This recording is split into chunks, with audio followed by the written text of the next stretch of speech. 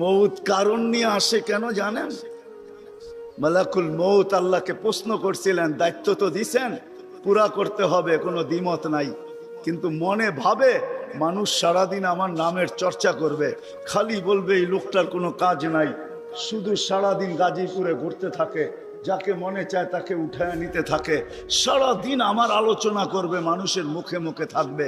তো আল্লাহ প্রতি উত্তরে বলছিলেন, সাআজআলু লিল মাউতি সাবাবা, আমরা মৃত্যুর কারণ বানায় দিব। ইয়াযকুরু সাবাব ওয়া ইয়ানসা, মানুষ কারণ নিয়ে আলোচনা করবে, তোমার নাম ভুলেও নিবে না।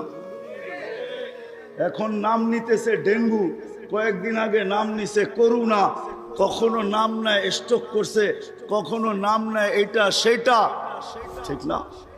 হ্যাঁ, আরেকটা কারণও আছে। শুধু নবীজির দিকে তাকাইয়া এই উম্মতের জন্য আল্লাহ এটা করছেন, এই উম্মতের জন্য।